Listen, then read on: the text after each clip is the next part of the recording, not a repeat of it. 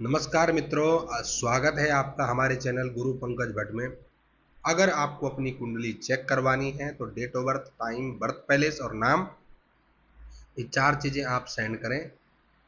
हमारा number description में और प्रोफाइल में दोनों नंबर पे आप जो है वहाँ पे आपको नंबर मिल जाएगा, वहाँ से आप व्हाट्सअप कर सकते हैं। ये 4 डिटेल है।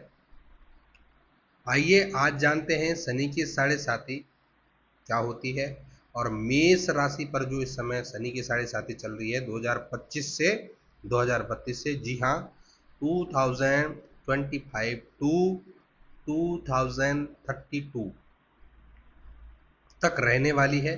तो आइए आज जानते हैं। इस प्रकार से इस प्रकरण में लाल किताब के आधार पर शनि की साढ़े साती की दशा पर विचार करेंगे। शनि की साढ़े साती होने पर लाल किताब में कौन से टोटके बताए उपाय हैं और हम उसकी चर्चा भी करेंगे। तो शनि की साढ़े साती क्या होती है? शनि गोचर में परिभ्रमण करता हुआ जन्म राशि से 12वें भाव में आता है, तब वहाँ 2.5 वर्ष तक रहता है। बाद में जन्म राशि में 2.5 वर्ष रहता है और फिर जन्म राशि से दूसरे भाव में 2.5 वर्ष रहता है। इस प्रकार 7.5 वर्ष तक 3 भाव में रहने के कारण शनि की साढ़े साती बन जाती है। कैसे जाने कि जातक पर साढ़े साती है या नहीं? जातक की जन्मपत्री देख सकते हैं, उसमें चंद्रमा जिस राशि में स्थित हो उसी राशि को जन्म राशि कहते हैं। जन्म राशि से 12वें और पहले और दूसरे भाव में गोचरवश शनि जब आता है तब शनि की साढ़े साती रहती है। अब यह जानते हैं कि किस राशि पर शनि आए तो जन्म राशि वाले पर शनि की साढ़े साती का कुप्रभाव होगा। जब मीन, मेष और वृष राशि पर शनि गोचरवश रहता है तो मेष राशि वालों की साढ़े साती रहती है। जैसे ही समझ लें उदाहरण, मीन, मेष और वृष, जो बीच की राशि होगी उस पर साढ़े साती होगी। जब मेष, वृष और मिथुन राशि पर शनि गोचरवश रहता है तो वृषभ राशि पर साढ़े साती रहती है। ऐसे ही वृषभ, मिथुन, कर्क राशि पर जब रहता है तो मिथुन राशि पर शनि की साढ़े साती रही है। ये है उदाहरण। अब आए बात करते हैं मेष राशि पे शनि साढ़े साती के। मेष राशि पर शनि के साढ़े साती और उसके टोटके और उपाय ध्यान से सुनिएगा। यहाँ पर मेष राशि की साढ़े साती के प्रत्येक चरण 2.5 वर्ष की कुंडली बनाकर और उसमें शनि की स्थिति भाव में अंकित करे या दर्शाया गया है कि किस चरण की साढ़े साती चल रही है। जिस चरण में साढ़े साती चल रही हो उसी चरण के उपाय कुंडली के नीचे दिए गए हैं। उपायों में से चुनकर व्यवहार में लाएं और साढ़े साती 7 वर्ष तक रहने वाली साढ़े साती के प्रथम 2.5 वर्ष में पहले चरण के, अगले 2.5 वर्ष में दूसरे चरण के और शेष 2.5 वर्षों में तीसरे चरण के उपाय व्यवहार में हमें लाने चाहिए। तो ये पहला चरण है जब आपकी मेष राशि है, दूसरा चरण है यहाँ और तीसरा चरण है यहाँ। अब ध्यान से देखिए, नंबर सारा 1 1 1 है, लेकिन यहाँ शनि पहले यहाँ है, फिर दूसरी बार में यहाँ आ गया और तीसरी बार में शनि यहाँ आएगा। अब आज आइए प्रारंभ करते हैं पहले चरण के उपाय। पहले चरण के उपाय है शराब न पिए, मांस मछली का सेवन ना करें, रंगे पैर मंदिर या ये रंगे पैर लिखा है, प्रिंटिंग में थोड़ा गलती है, तो नंगे पैर आपने जो है मंदिर या धर्मस्थल में जाना है। मिट्टी के बर्तन में सरसों का तेल भरकर पानी के अंदर दबाएं तो अच्छा रहेगा। काले घोड़े की नाल की अंगूठी छल्ला मध्यमिका उंगली में धारण करने से शनि की साढ़े साती का प्रभाव कम हो जाता है। सूखे नारियल व बादाम का दान करें। दूसरे चरण में अभी ध्यान रहे, शनि का मेष राशि पर पहला चरण चल रहा है।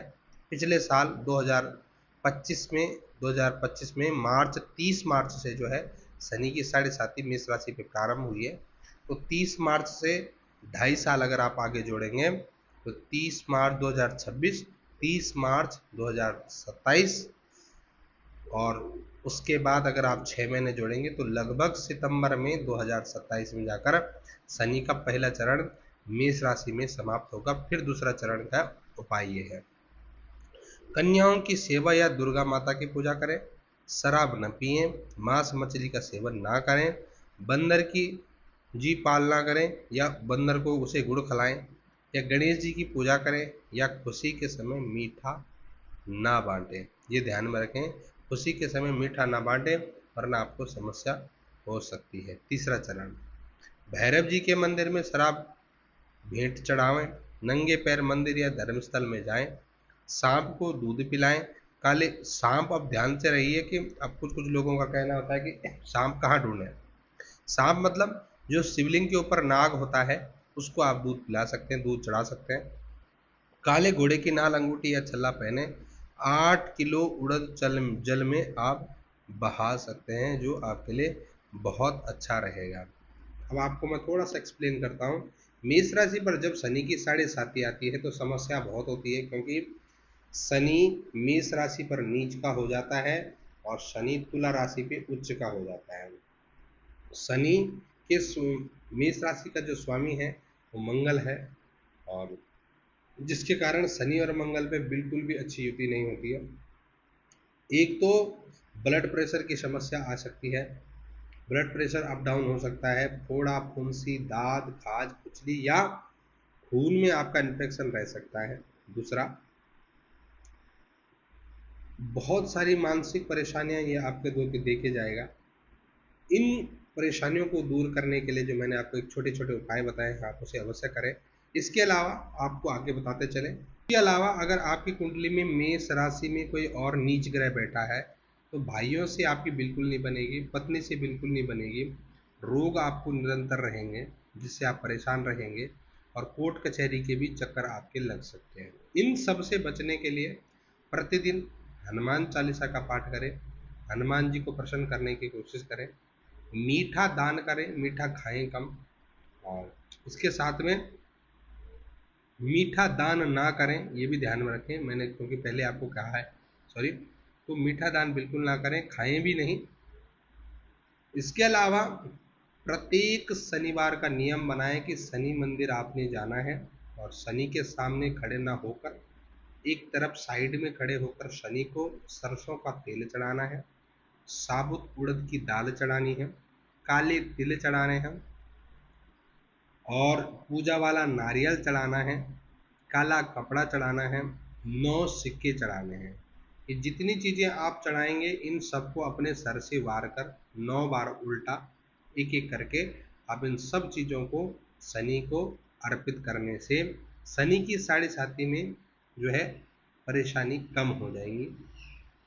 जितना आप अपना कर्म एक्चुअल रखोगे, आप किसी को अनायास परेशान नहीं करोगे, किसी का पैसा नहीं खाओगे, दारू मांस मदिरा का सेवन नहीं करेंगे, उतना साढ़े साती का प्रभाव आप पर कम रहेगा। ऐसी आपको वीडियो रहेगी, कमेंट बॉक्स में आपने ज़रूर लिख के बताना है।